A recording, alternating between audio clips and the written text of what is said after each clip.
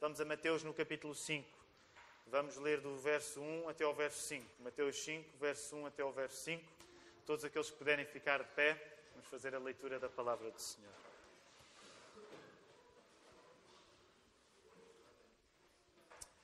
Vendo Jesus as multidões, subiu ao monte e, como se assentasse, aproximaram-se os seus discípulos e ele passou a ensiná-los, dizendo: Bem-aventurados os humildes de espírito, porque deles é o reino dos céus. Bem-aventurados os que choram, porque serão consolados. E bem-aventurados os mansos, porque herdarão a terra.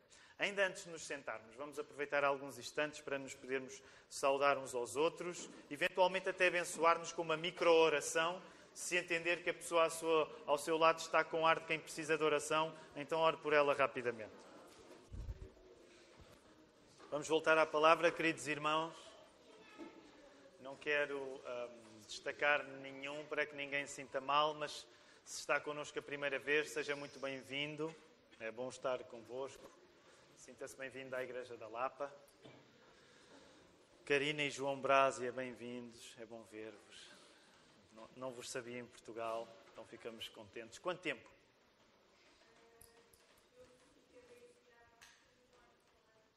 Sério? Então pronto. Então vamos ter tempo. Alguns dos nossos estão espalhados pelo mundo. É o facto da Karina e do João. Têm passado os últimos anos em Angola. Mas eles não estão longe do nosso coração, nem da nossa oração. Deus vos abençoe. Vamos voltar à palavra, queridos irmãos. Aliás, é curioso porque já estamos a automatizar tanto esta ideia de aceitarmos a loucura de alguns de nós decorarmos o Sermão do Monte, que quando eu faço a leitura há pessoas que já estão a lê-la. Então ainda bem, mas vamos então agora fazê-la mesmo juntos para aqueles que querem topar o desafio de decorar o Sermão do Monte. Não é obrigatório. Não se vai embora já neste domingo sob a ideia de que eu para ir àquela igreja tenho de decorar o Sermão do Monte. Ninguém tem de decorar coisa nenhuma. Mas alguns de nós estamos motivados porque a palavra de Deus para nós é pão e nós gostamos de comer. Concordam comigo?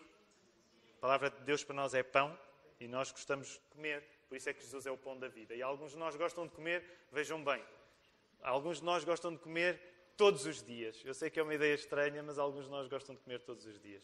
E é por isso que para comer todos os dias, alguns de nós colocam a palavra no coração, que é a nossa despensa, que é para ir a qualquer altura que temos fome da palavra espiritual, vamos à nossa despensa e há coisas para comer. Isso é uma das coisas que acontece quando nós memorizamos a palavra de Deus. Então vamos fazer o nosso exercício breve de memorização e saltar rapidamente para o sermão. Ok? Vou pedir ao Ricardo que... Aliás, mostra primeiro... Vamos ler uma vez mais, vendo, e vamos ler duas vezes vendo, e à terceira tu apagas. Está bem? Vendo Jesus as multidões, subiu ao monte, e como se assentasse, aproximaram-se os seus discípulos. E ele passou a ensiná-los, dizendo: Bem-aventurados os humildes de espírito, porque deles é o reino dos céus. Bem-aventurados os que choram, porque serão consolados. Bem-aventurados os mansos, porque herdarão a terra. Vamos já repetir outra vez.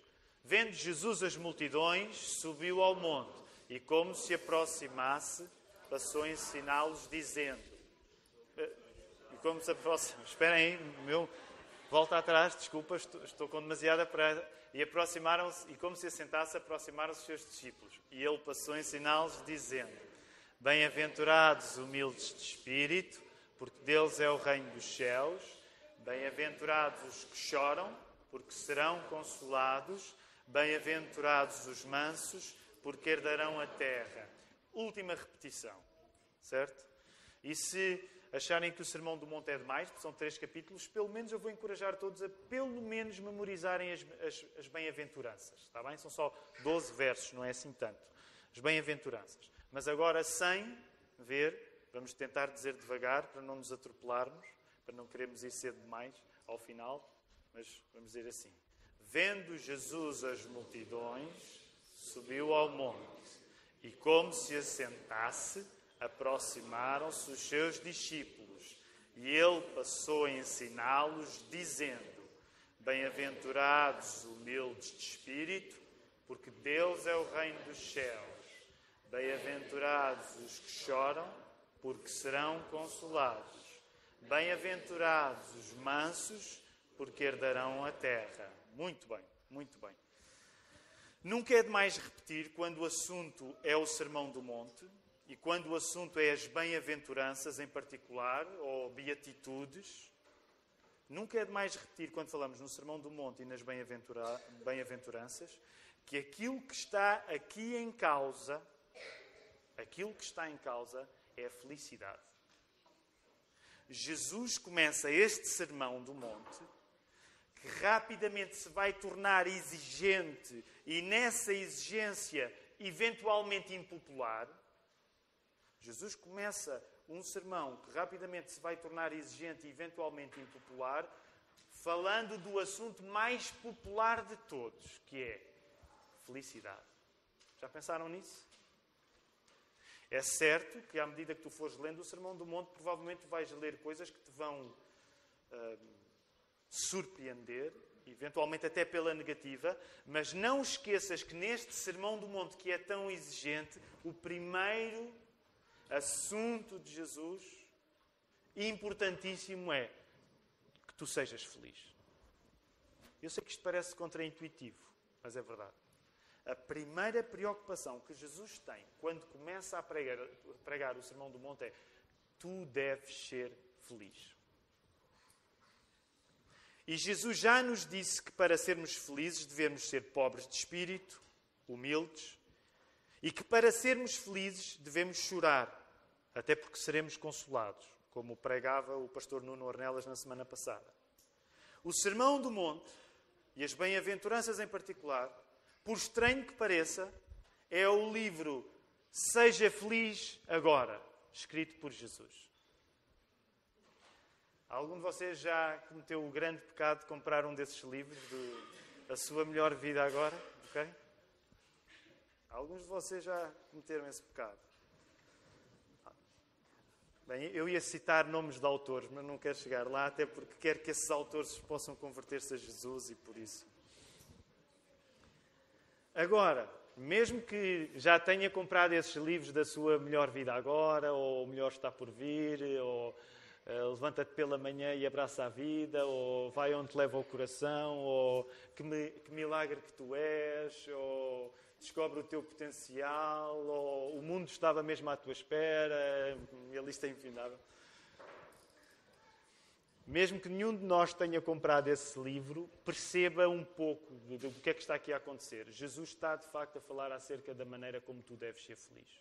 Agora, é verdade que ele não fala de uma maneira charuposa, como esses livros falam, mas Jesus começa o assunto do Sermão do Monte acerca de como tu deves ser feliz. Porque Jesus quer que tu sejas feliz. Agora, também é preciso ter em conta. Ele vai-te dar a felicidade verdadeira. Não é felicidade fácil de muitos desses livros. Jesus quer que tu sejas feliz, mas Ele vai-te dar a verdadeira felicidade. Assim, muito sucintamente, nós diríamos que a primeira característica da humildade, lembram-se, voltem aí ao verso 3, bem-aventurados humildes de espírito, porque deles é o reino dos céus. Então, como nós temos falado, há um encadeamento lógico nas bem-aventuranças. Logo, a primeira característica, a primeira bem-aventurança da humildade esvazia a nossa personalidade de origem.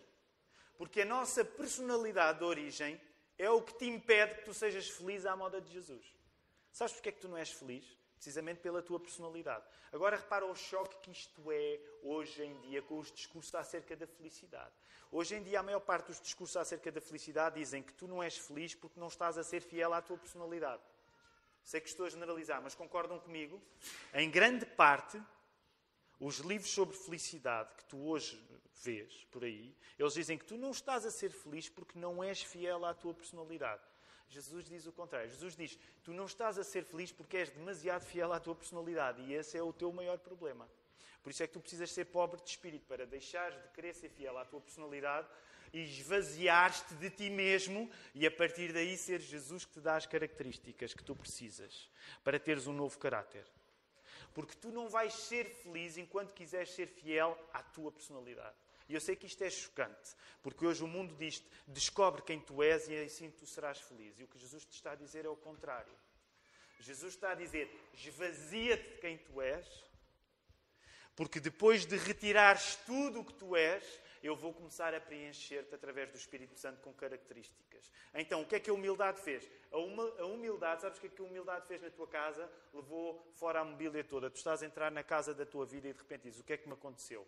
Não tens nada lá, porque Jesus levou a mobília toda. Jesus retirou tudo o que era teu de origem. Tu tens a casa vazia. Mas agora vai ser Ele a pessoa que te vai mobilar a casa. A segunda característica que vimos na semana passada do choro, por incrível que pareça, não é algo que subtrai coisas à tua vida, mas é parte do processo de Deus acrescentar coisas à tua vida. O pastor Nuno pregou a semana passada sobre o choro. E uma das coisas que eu quero dizer sobre o choro é, ao contrário do que nós julgamos, nós geralmente, e eu sei que estou a generalizar, mas nós geralmente temos medo de chorar porque chorar nos parece perder alguma coisa. Chorar parece aquilo que acontece às pessoas que perdem, aos derrotados. Mas olha lá o paradoxo. Quando tu choras, já é sinal que o Espírito Santo está a acrescentar coisas à tua vida. A primeira característica de seres pobre de espírito, de seres humilde, é que tu ficas com a tua personalidade removida. Tu deixas de ter de ser fiel a ti próprio. Mas a partir do momento em que tu choras, o Espírito Santo já está a acrescentar coisas à tua vida. Já viram o medo absurdo que nós temos de chorar? Quando chorar motivados pelo Espírito Santo, porque como o pastor Nuno disse bem a semana passada, há maneiras erradas de chorar. Nem todo o choro é choro espiritual. Tu podes estar a chorar porque és mimado, ou porque não sabes perder. Isso acontece comigo. Há muito choro meu que não é um bom choro. Podes estar a chorar porque estás furioso, estás no trânsito e de uma maneira tal começas a chorar. Ou estás furioso com o teu colega de trabalho. Estamos a falar do choro espiritual. O choro dado pelo Espírito Santo é uma coisa que o Espírito Santo já está a acrescentar à tua vida. Logo, não tenhas medo de chorar. Por isso mesmo, a característica do choro, por incrível que pareça, não é algo que subtrai à tua vida, mas é algo que soma felicidade à tua vida. E isto é tão estranho de entender. O quê?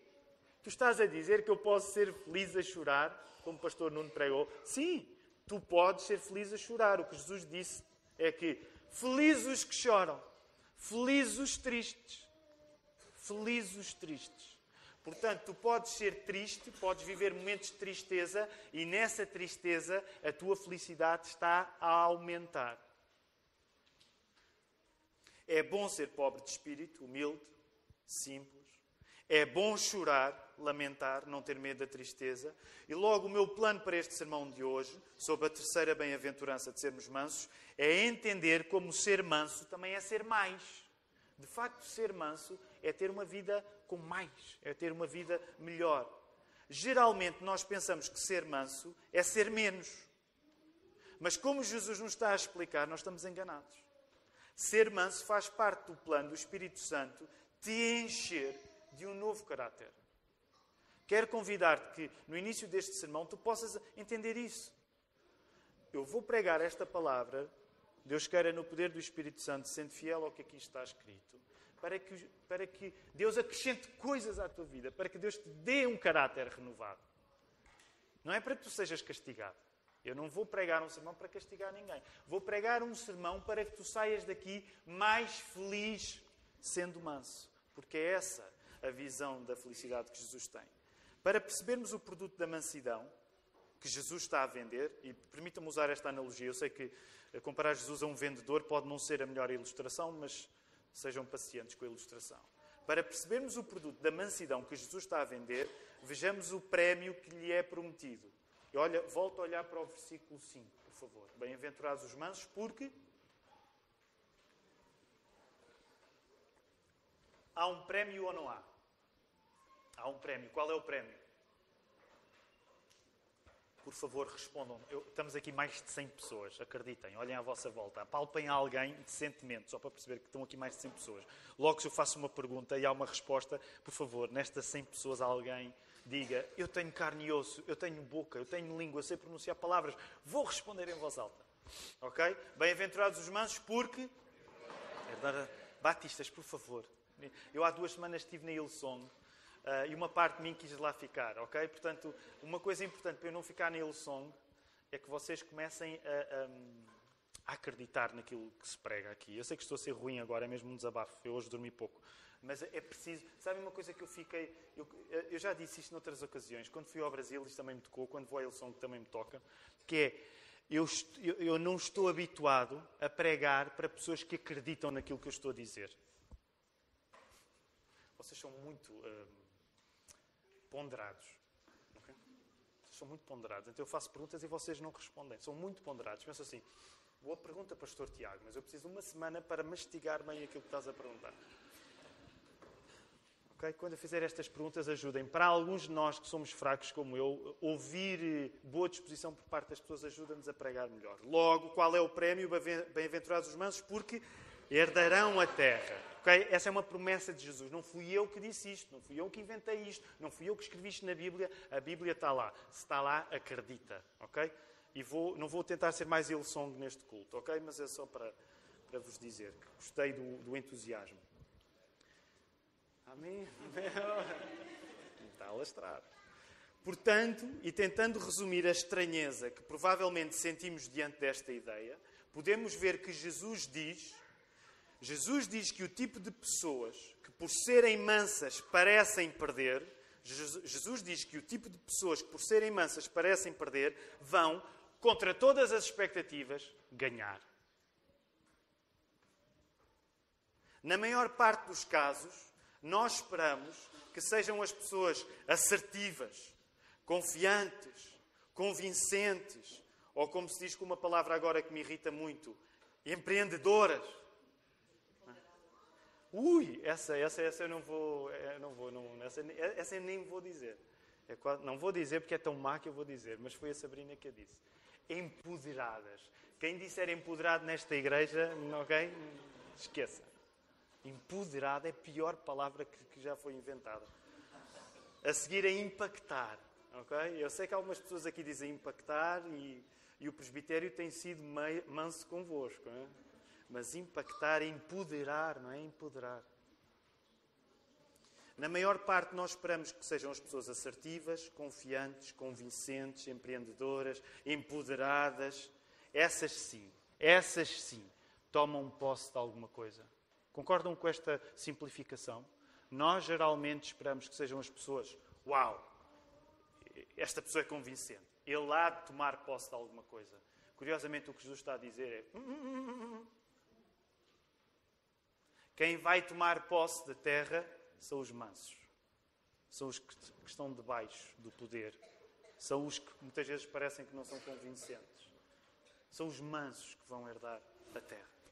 Se nos aproximarmos do contexto de há 2000 anos, do tempo em que Jesus pregou este sermão, e se nos aproximarmos das pessoas que ouviam este sermão, devemos reconhecer que a estranheza com que tu ouves o elogio à mansidão era a mesma estranheza com que aquelas pessoas ouviam o elogio à mansidão.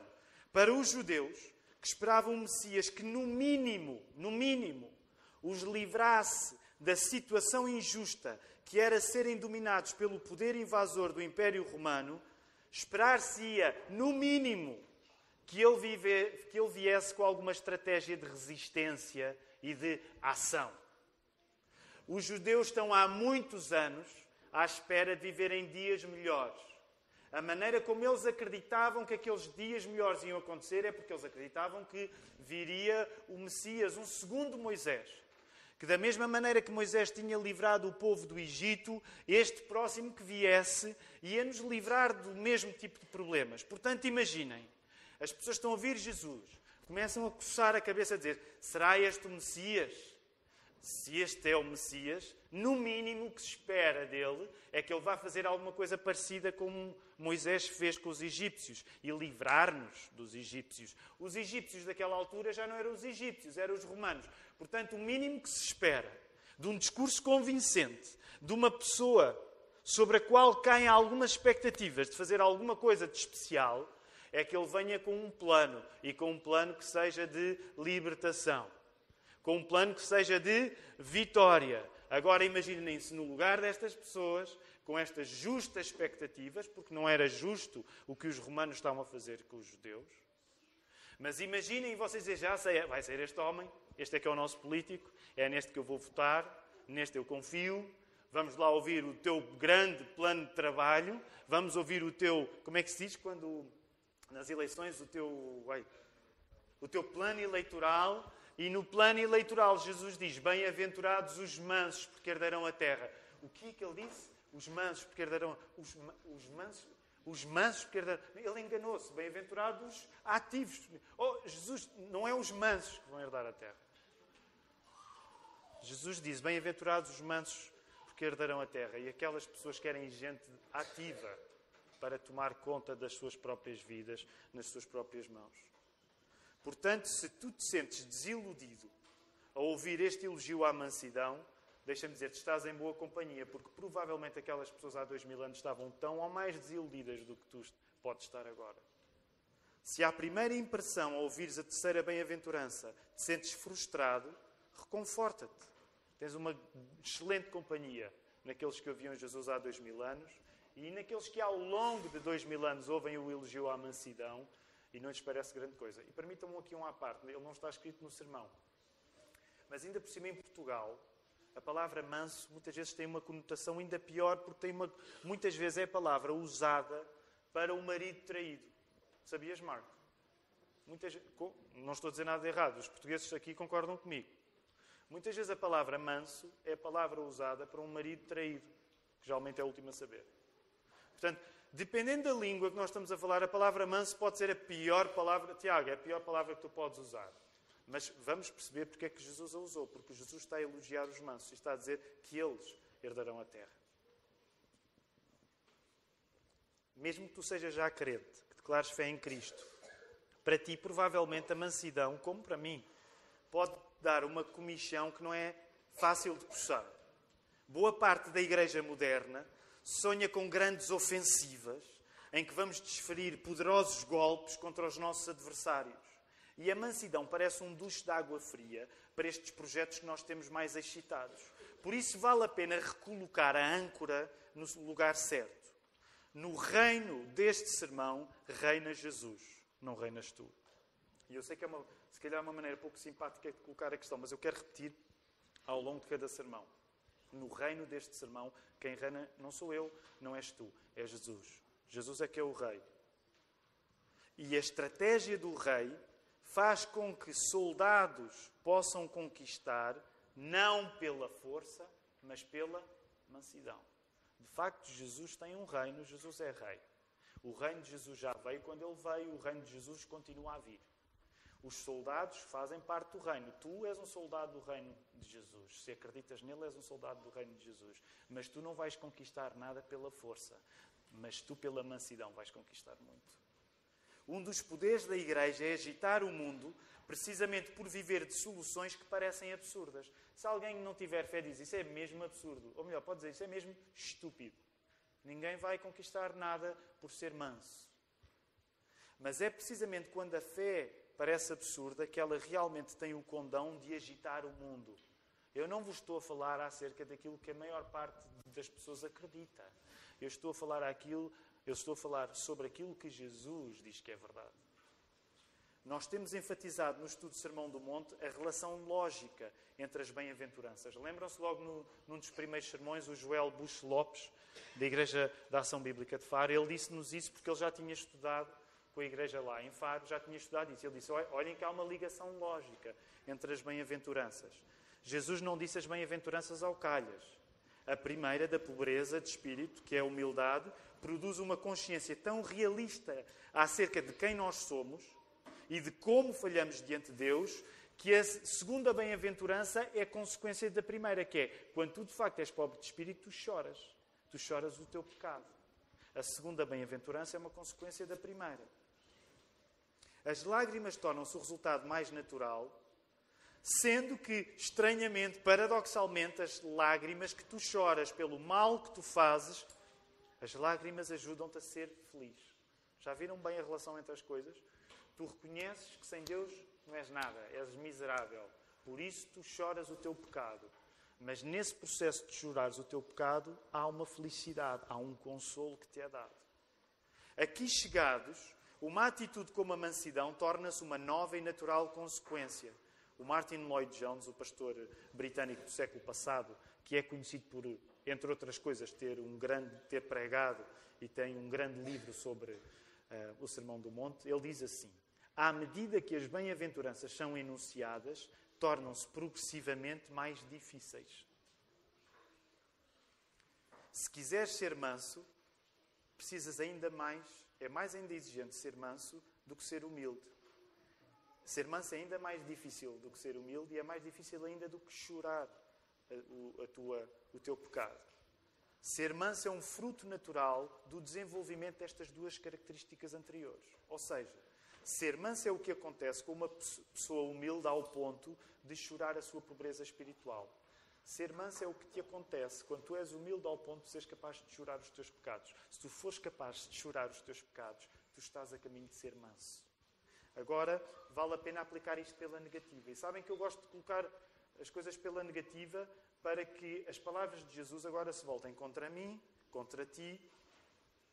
Portanto, o meu ímpeto aqui é ajudar-te, encorajar-te, mas é verdade que é uma parte de confronto. Agora gostaria que tu colocasses a espada. A Bíblia muitas vezes é na Bíblia descrita como uma espada, como uma lâmina. Agora coloca a lâmina assim mesmo para o teu coração.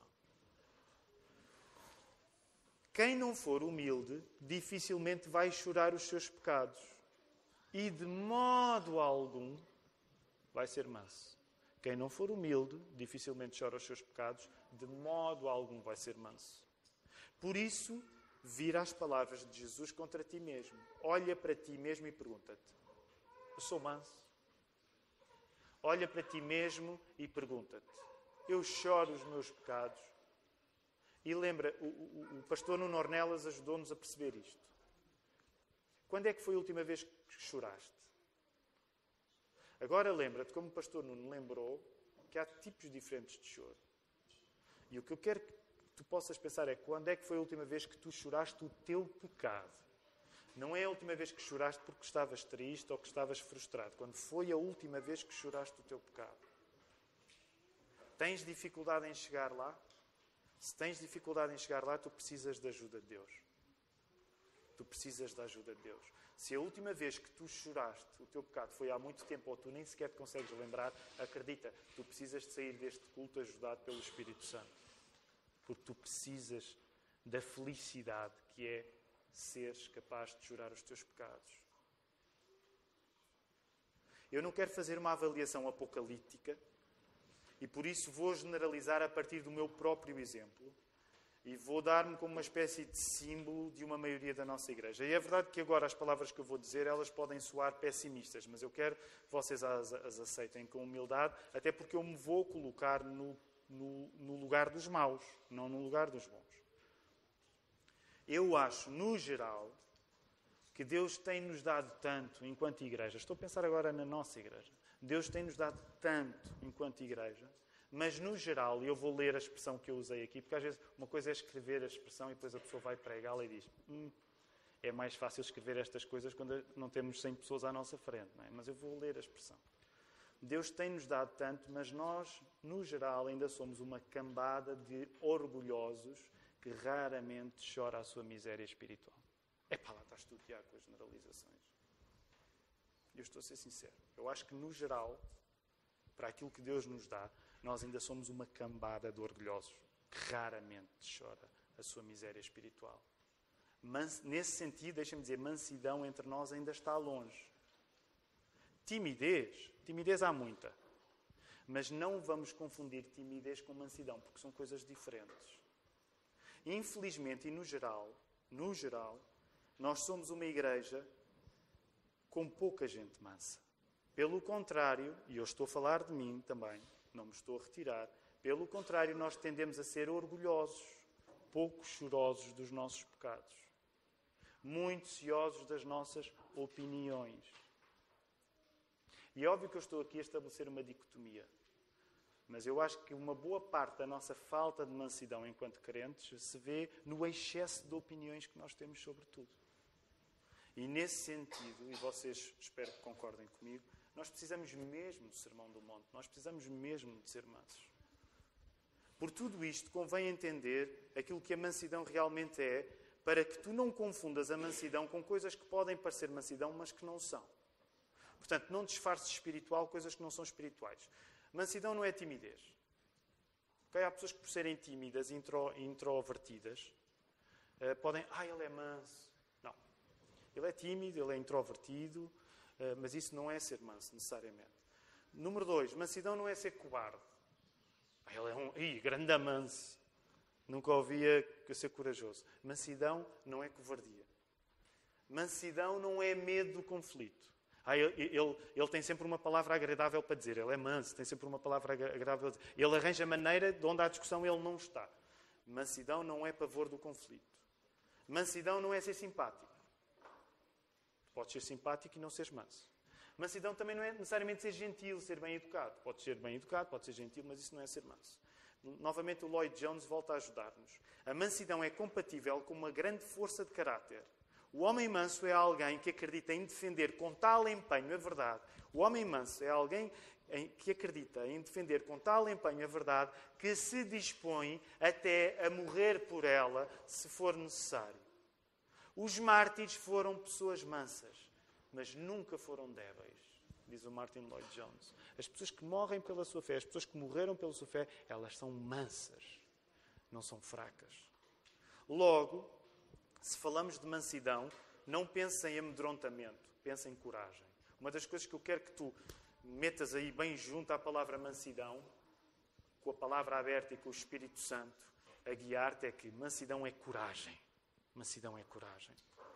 Quando tu és manso, agora reparem, para nós portugueses é difícil, pessoal, tu és manso. E aí soa-nos uma acusação. Mas quando tu és manso, seguindo o modelo de felicidade que Jesus te dá, tu não tens medo de nenhum homem, tu não tens medo de nada. Jesus, o vendedor do produto da mansidão, diz-te como é que ela deve ser usada. E olha para a maneira como Jesus demonstra o seu uso. Sabem aquelas feiras que nós íamos antigamente, se calhar agora já não há. Não sei, também não tenho andado em muitas. Mas havia assim umas barracas onde havia uns vendedores muito habilidosos, com o microfone geralmente colado à boca, que vendiam tudo, atoalhados, meias. Lembram-se desse tipo de... Esta não é a melhor analogia, mas é só para dizer, faz de conta que Jesus está lá a vender a mansidão. Mansidão é o produto que você precisa. Vê a maneira como ele vai exemplificar, ok? Vê a maneira como Jesus vai exemplificar como se usa a mansidão. Na hora de ser entregue a um julgamento injusto, Jesus aceitou ser condenado à morte e sucumbiu numa cruz. Não fez isto sem sofrimento e sem o sofrimento ao ponto de chorar lágrimas de sangue. Mas fez tudo isto também demonstrando que a mansidão não é fugir da dificuldade. Se Jesus não fosse manso, nós não tínhamos aquele símbolo ali da cruz. Ser manso não é fugir da dificuldade, mas é abrir o peito às balas. O manso não tem medo da morte. O manso morre pela verdade. O Salmo 37:11 explica as coisas em termos de dizer que o contrário dos ímpios, o contrário dos maus, são os mansos. Logo, se quisermos uma definição bem na mousse e bem resumida para ser bom, queres uma definição bem na mousse, bem resumida para aquilo que significa ser bom, é ser manso. Ser bom é ser manso.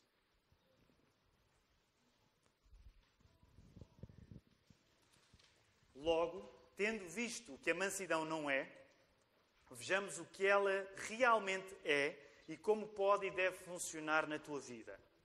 Em primeiro lugar, eu diria que a mansidão te faz olhar para ti próprio. Em primeiro lugar, tu olhas para ti próprio. Olhas para dentro e não olhas para fora. Vou fazer outra generalização. Nós geralmente somos uns mandriões morais. O que é um mandrião moral? É uma pessoa que passa a vida a queixar-se dos erros dos outros. Porquê é um mandrião moral? Porque é preguiçoso moralmente.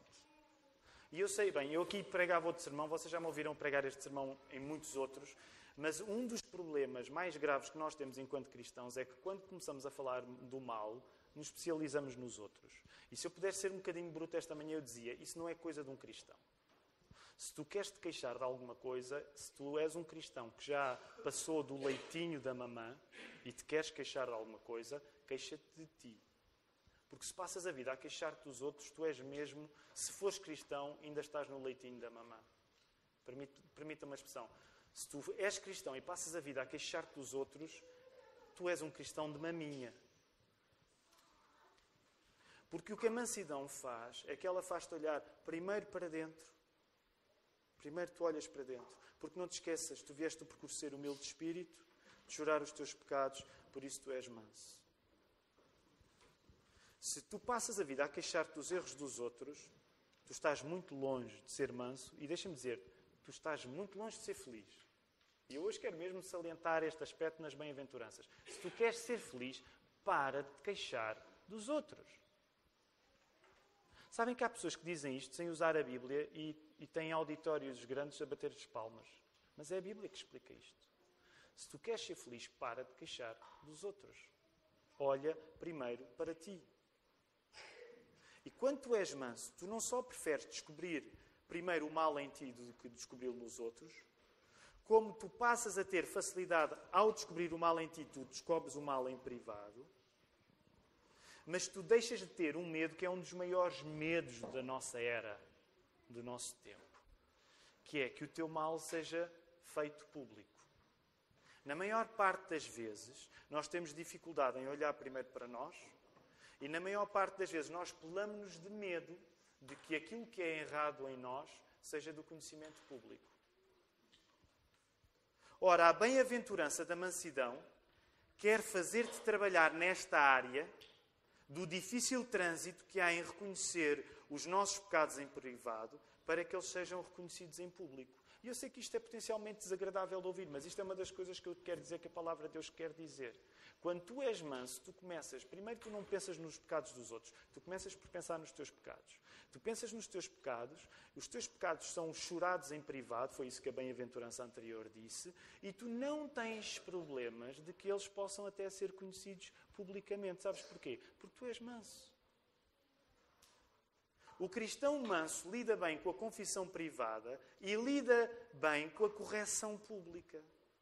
Ser manso é começar sempre pelo mal em nós, ao ponto de ele poder ser admitido publicamente diante dos outros. Se tu não praticas nada disto, e eu sei que é duro o que eu vou dizer, mas se tu não praticas nada disto e dizes que és cristão, tu és um analfabeto na linguagem da felicidade que Jesus te quer ensinar. O pior não é só seres analfabeto, é não seres feliz. Porque se tu queres ser feliz, tu começas a olhar para os teus pecados ao ponto em que tu podes reconhecer que eles sejam conhecidos publicamente. E agora só aqui um esclarecimento. Isto não quer dizer que nós, enquanto igreja, vivemos a comunicar publicamente pecados privados. Quero que vocês percebam uma coisa importante no trabalho de pastor. Um dos aspectos mais importantes na vida de um trabalho de pastor é que o pastor mantém privado pecados de pessoas concretas. Com algumas exceções, como vocês sabem, porque tem sido feito na nossa igreja, com algumas exceções, há pecados que se tornam públicos quando as pessoas têm responsabilidades públicas na igreja. Imaginem, vou dar um exemplo meu. Uma má ideia, péssima ideia. É por isso que eu preciso das vossas orações para que nada disto aconteça. Mas imaginem que eu fazia um desfalque à igreja. Deveria ser tornado público esse desfalque porque a minha responsabilidade era pública diante da igreja. Portanto, o pecado meu tinha de ser tratado por vocês todos. Porque eu, como pastor, tenho uma postura, tenho uma responsabilidade pública e publicamente deveria ser corrigido. Percebem a ideia? Agora, tendo dado uma exceção, a maior parte do meu trabalho, ou uma boa parte do meu trabalho do Marco, do Ricardo e do Filipe, é ouvir os vossos pecados privados e mantê-los em privado. Deixem-me ir até um pouco mais longe. Porque já aconteceu na minha vida e já aconteceu na vida dos outros pastores. Às vezes há pessoas que passam por esta igreja, que confessaram nos pecados, que saem daqui, que vão dizer mal de nós, em público. Eu já tive pessoas a difamarem-me em público, pessoas que eu conheço o pecado privado delas e o meu negócio é continuar calado. Eu não vou para a rua dizer, olha, esta pessoa que me está a difamar, eu vou dizer-lhes o que ela fez. Porque o meu negócio é permanecer privado aquilo que a pessoa me confessou.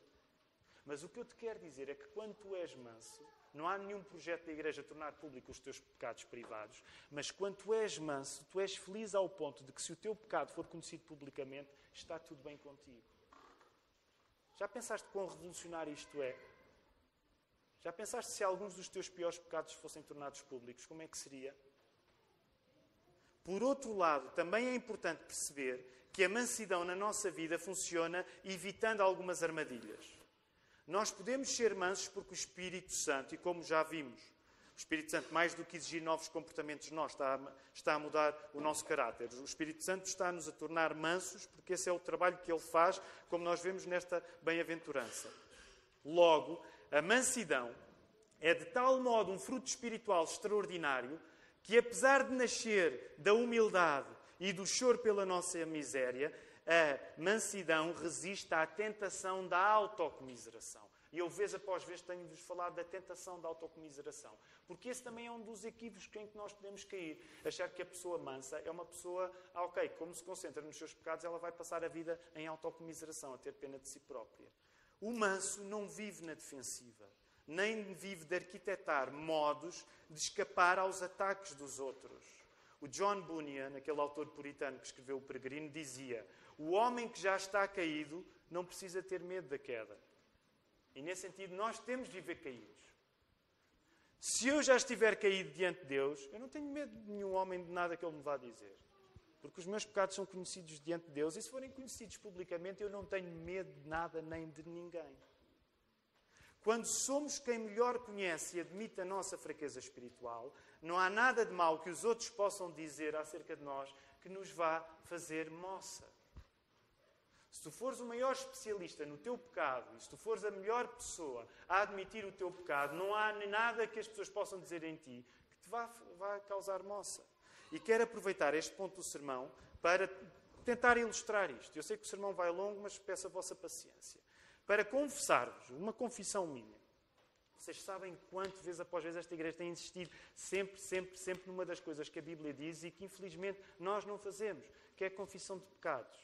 Lá vou eu, uma vez mais, falar na confissão de pecados. E vou dar um exemplo confessando um pecado, ok? Aqui estou eu, um dos pastores da igreja, a confessar-vos um pecado.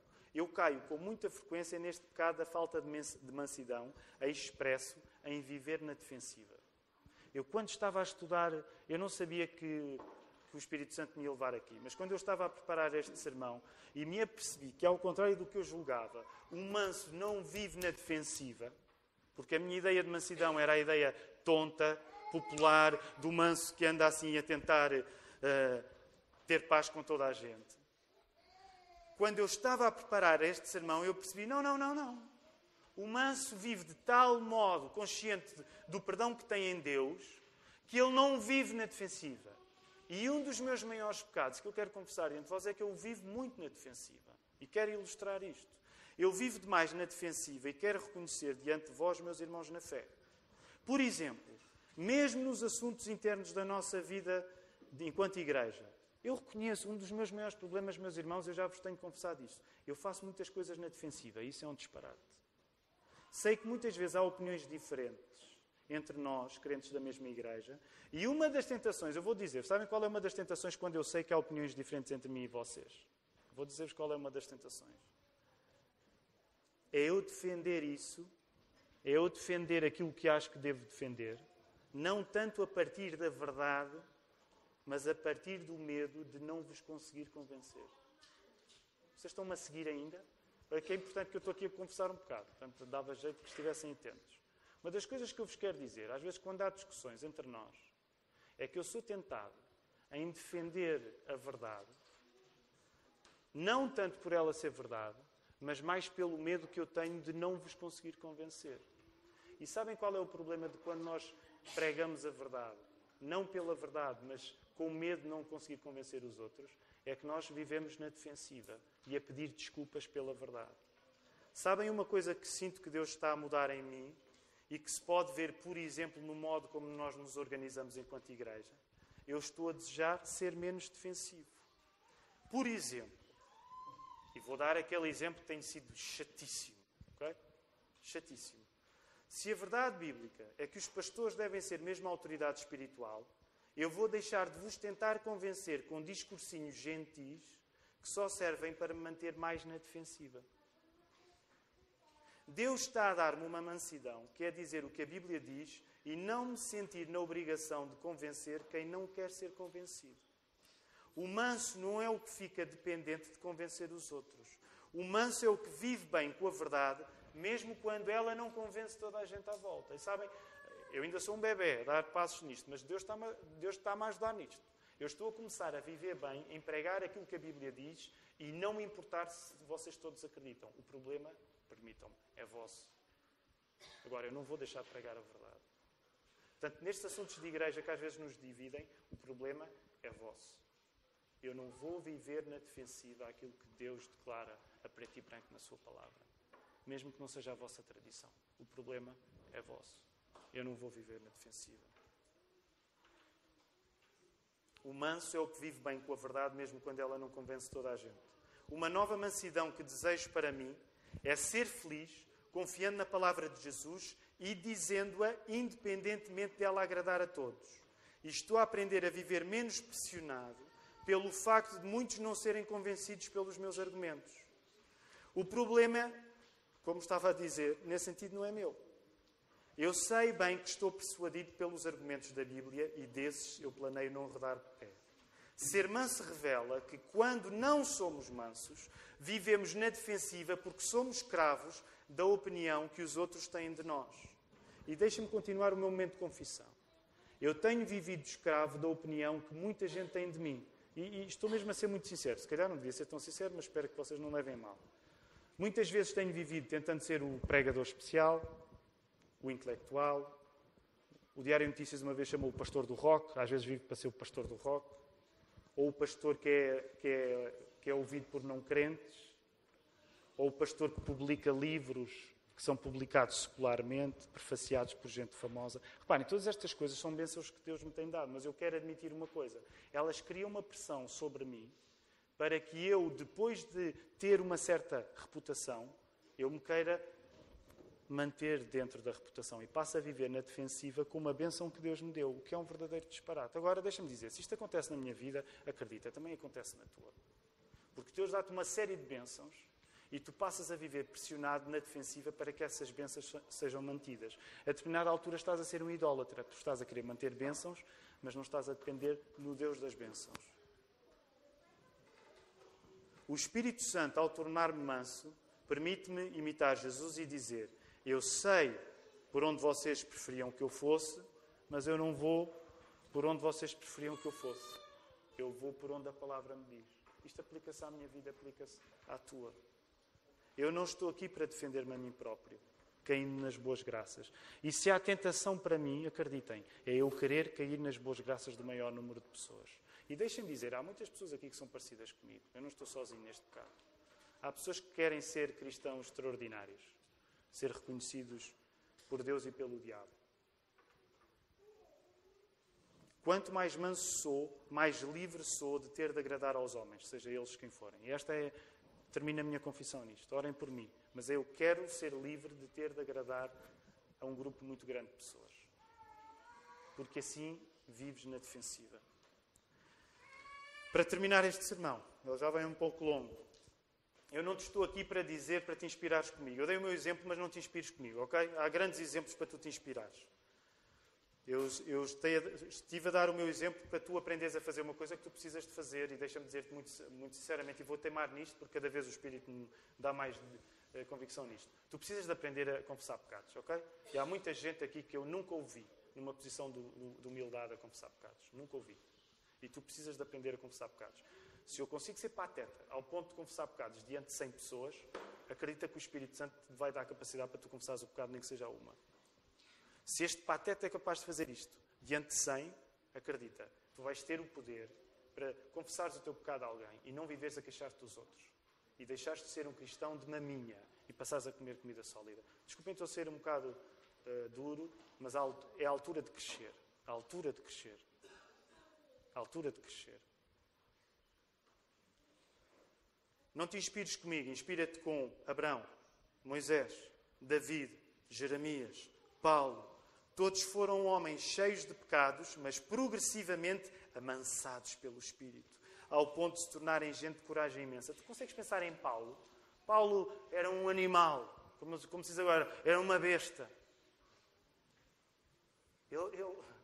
Ninguém o agarrava. Só o Espírito Santo para amansar aquele homem e ele chegar daquela besta, daquele animal, daquela fera, que fazia com que os cristãos fossem mortos. Estevão, lembram-se? Paulo ali, a guardar a roupinha, astuto ao ponto de fazer os seus planos funcionar. Tinha de ser o Espírito Santo para fazer deste homem, quebrá-lo a um ponto onde ele diz: olha, eu pedi 3 vezes a Deus para me livrar do espinho na carne, e ele diz: a tua graça me basta. Como é que um homem passa de besta a humilde? Através do Espírito Santo. Olha para Paulo, não olhes para mim, olha para Paulo. Mas claro que quer dizer, olha para aquele que foi o mais manso de todos. Quem é que foi o mais manso de todos? Jesus Cristo. Sabem como é que ele colocou a questão? Em Mateus 11, 28 a 29. Vinde a mim, todos os que estáis cansados, e eu vos aliviarei, porque eu sou manso e humilde de coração. O que eu te quero dizer é, enquanto vives para te agradar a ti próprio, enquanto vives para agradar os outros, tu vais ficar com o coração pesado, tu vais viver oprimido. E o que eu quero dizer é que tu precisas de desoprimir indo ter com Jesus que é manso. Alguém acredita nesta mensagem que eu estou a pregar? Enquanto vives para seres orgulhoso a manter a tua personalidade, enquanto tu vives para dizeres que o teu maior problema são os outros à tua volta, tu arrastas um peso contigo. E Jesus quer te livrar desse peso. E Ele é manso para te aliviar o peso. Por isso é que em Filipenses 2, e hoje já ouvimos essa passagem, Paulo explica bem que Jesus não fez da sua glória um pretexto para não se tornar homem como nós. Pelo contrário, Jesus tornou-se homem como nós. A mansidão é uma característica tão importante em Jesus que se Jesus não fosse manso, Ele não tinha ido até à cruz. Inspira-te para a mansidão, não em mim, mas inspira-te para a mansidão na fonte mais cristalina, do homem que foi à cruz. Por fim, de que modo é que os mansos herdam a terra, se geralmente na nossa cabeça os mansos são aqueles que não herdam coisa nenhuma, porque quem toma posse de todas as coisas é quem tem força. Pensem nisso. Como é que os mansos herdam a terra? Os mansos não herdam coisa nenhuma. Como é que os mansos herdam a terra? O pessoal ouviu Jesus, bem-aventurados os mansos, porque ele enganou-se na palavra. Jesus não dormiu bem, ele não sabe bem o que é que está a dizer. Os mansos são aqueles que são os primeiros a serem levados para que quem tem força tome posse. O que é que Jesus quer dizer? O manso herda a terra, sabem porquê? Graças a uma arma, que é o contentamento e a gratidão. E sendo o manso satisfeito por aquilo que ele tem em Jesus, ele herda a terra que aparentemente não lhe pertence já nesta vida. É incrível este pormenor. Os mansos já são felizes neste mundo.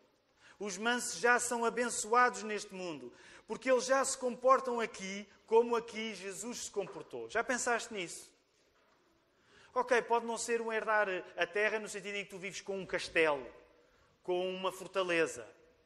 Mas se Jesus fez o que tinha para fazer neste mundo sendo manso, quer dizer que se tu fores manso, tu vais ter a vida que precisas de ter aqui. Quando tu és manso, tu és contente com a realidade que tens. Tu és grato. No certo sentido, tu vais herdar a terra no futuro, mas noutro sentido, tu já herdas a terra agora. Porque já vives numa atitude de gratidão e mansidão. Apesar da mansidão ter má reputação, ela é a causa da maior felicidade que tu podes viver neste mundo. Apesar da mansidão ter má reputação, ela é a causa da maior felicidade que tu podes ter neste mundo. Nós encontramos esta atitude perfeitamente ilustrada nas palavras de Paulo, que eu já citei durante o tempo da escola bíblica. Quando Paulo diz, olha, eu sei ter tudo. Eu sei viver com muito, graças a Deus pelo muito. Estás a viver com muito agora? Agradece a Deus. Estás a viver com muito? Agradece a Deus. Micro-oração. Senhor, obrigado. Não me falta nada, Senhor. Eu fui promovido. Há alguns de vós, e deixem-me fazer aqui uma generalização cuidadosa, alguns de vós estão com dificuldades, por exemplo, a nível de casas. Alguns de Deus já respondeu. Agradece, Senhor, obrigado. Não me falhaste com nada. Há outros que ainda precisam mudar de casa. Senhor, ajuda-me. Mas agradece a Deus na posição onde tu estás. Porque à medida que tu agradeces, tu tornas-te manso e tu começas a viver a vida como Jesus quer que tu a vivas, com felicidade. Começas a dizer, tenho muito, obrigado. Tenho pouco, obrigado. O apóstolo Paulo sabia, eu estou feliz em qualquer situação. Eu sei ser a elite intelectual e eu sei levar pancada. Sou feliz na elite intelectual, sou feliz na pancada. Sei que vai longo. 5 pontos finais, e são 5 pontos breves. Quero desafiar-te a abraçares a felicidade que Jesus te promete através da mansidão. E vou, pela última vez, dizer, não esqueças a palavra felicidade. Esta é uma igreja que te diz, sim, da maneira certa, com a Bíblia aberta, Jesus quer que tu sejas feliz. Sim, Jesus quer que tu sejas feliz. O plano da felicidade dele passa pela mansidão. 1. Sente-te livre pelo Espírito Santo para ser simples, humilde, pobre de espírito, ao ponto em que tens a coragem, e deixa-me acrescentar, a coragem viril de chorares o teu pecado. Portanto, a última acusação eu agora quero encorajar, não quero bater mais. Mas, sobretudo para os homens, se tu ainda não tens a coragem de viril de chorares o teu pecado, tu és um bebê. Sério, tu és um bebê. Não és um homem ainda. Se tu ainda não és capaz de chorar o teu pecado, tu és um menino. De facto, és um menino. Tu precisas de chorar o teu pecado.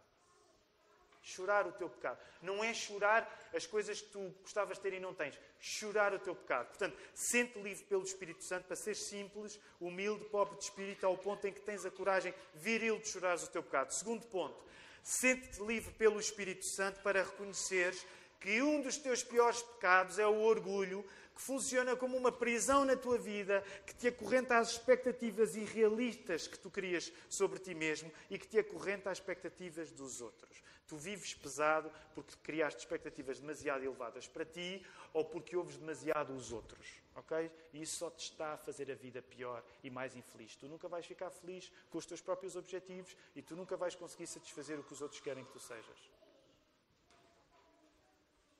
Sente livre pelo Espírito Santo para mandares fora esse orgulho. Tu não estás cá para agradar ninguém, nem estás cá para te agradar a ti próprio. Tu estás cá para agradar o Rei Jesus. Portanto, admite o teu orgulho, porque é o teu orgulho que vai fazer uma ideia demasiado boa acerca de ti mesmo e levares demasiado a sério o que pensam de ti. Terceiro, sente livre pelo Espírito Santo para receberes uma coragem tal que te faz admitir sem problemas os teus pecados diante de ti e diante dos outros. Se para ti esta é uma coisa nova e eu quero ser amoroso, eu quero compreender. No outro dia estava a ter uma conversa com o meu pai, acerca de coisas de igreja. Não é? E eu estava-lhe a explicar algumas coisas que têm mudado na nossa igreja. E ele, naturalmente, como bom batista que é, a reagir com estranheza. E eu fiz uma pergunta ao meu pai, não lhe vou dar a resposta. Não vou dar a resposta que ele me deu, não me interessa. Até porque o meu pai é muito melhor do que eu. Mas também tem as suas falhas. Mas eu perguntei, quantas vezes, pai... Meu pai tem 70 anos. Eu agora estou a dar o exemplo do meu pai, não é para vocês pensarem no meu pai, mas quando se fala na relação entre ovelhas e pastores, quantas vezes foste diante do teu pastor e disseste, pastor, fala a minha vida. Fala a minha vida. Quero salvar o meu pai do gancho. Ele é muito melhor do que eu sou. Mas percebem onde é que eu quero chegar? Décadas e décadas de igreja sem uma prática de se colocarem numa posição de ser ensinado, de ouvir, de ser corrigido. E depois chamam-nos pastores com pompa e circunstância. Para quê? Se não confiam em nós. E ao dizer isto, por favor, não tirem senha, ok? Não tirem senha. Para virem falar connosco. Mas se tu não estás habituado a isto, arranja um irmão mais próximo com quem tu estejas habituado e confies. Não vais necessariamente correr para os pastores, mas arranja alguém e tu digas, olha, hoje quero deixar de ser um cristão de maminha e hoje quero dizer-te do que eu preciso de confessar, o meu pecado que nunca confessei. Tenho décadas de viver agarrado ao meu pecado e a não confessá-lo. E hoje eu quero ser um cristão que vai comer... Lembra-se aquela primeira sopa do nosso bebê, tão engraçado. Vocês gravaram em vídeo, não gravaram a vossa criança a comer. Porque ela come e faz aquela cara. Sente livre pelo Espírito Santo para receberes dele um espírito de contentamento e gratidão que, te fazendo manso, te dá a capacidade de viveres esta vida como uma herança de Deus. Está longo, vou terminar. Sente livre pelo Espírito Santo para receberes dele um espírito de contentamento e gratidão que, te fazendo manso, te dá a capacidade de viveres esta vida como uma herança de Deus. O manso vive... Olhem, eu não tenho família rica, portanto eu acho que ninguém me vai deixar nada. Alguns de vocês têm umas heranças que eu sei. Agradeçam a Deus, ok? E alguns de vocês voltam e meia... Então, o que é que te aconteceu? Morreu uma tia e tal. Ainda bem que há tias que morrem, não é? Nada contra. Eu acho que não vou ter grande herança, mas deixa-me dizer, até porque os meus pais têm muito para dar, mas não é material propriamente. Mas deixa-me dizer-te uma coisa. O manso vive com o espírito de que está a herdar alguma coisa. O manso vive nesta terra e diz assim, eu estou a herdar alguma coisa. O manso fica bem com a vida, ele não deve nada a ninguém. Ele não deve nada a ninguém. Bem-aventurados os mansos porque herdarão a terra. Eles estão a viver como Jesus. Vocês já pensaram que Jesus nunca viveu amargurado? Jesus soube o que era o sofrimento, mas ele nunca viveu amargurado. Ele era um homem de dores, de sofrimento, mas ele nunca viveu amargurado, no sentido em que ele nunca viveu ressentido. O manso não vive ressentido. Por último, sente-te livre pelo Espírito Santo para, sendo manso, ter Jesus como o verdadeiro rei da tua vida. Enquanto tu não fores manso, tu vais ser o teu próprio rei. Quero encorajar-te, porque eu sei que este sermão, de alguma maneira, foi um sermão pesado. Mas eu estou aqui para te encorajar a dizer assim, liberta-te para uma vida de felicidade. E isto agora soa tão mal. Né? Liberta-te para a vida de felicidade que Deus planeou para ti. Okay? Deus tem uma vida de felicidade. Deus tem um plano de felicidade para a tua vida que passa pela mansidão, que passa pela confissão de pecados, que passa por tu chorares o teu pecado, por tu confiares na igreja, passa por tu confessares o pecado em privado, viveres bem com o facto de seres pecador e no meio desse processo todo tu dizes assim, quem manda em mim, quem é o rei? E hoje é o dia em que celebramos aquela entrada de Jesus em Jerusalém. E deixa-me só terminar o culto perguntando, quem é o rei? Quem é o rei? O Senhor Jesus é o rei. Senhor Jesus é o Rei. Senhor Jesus é o Rei. Vamos terminar o nosso culto. Vamos orar.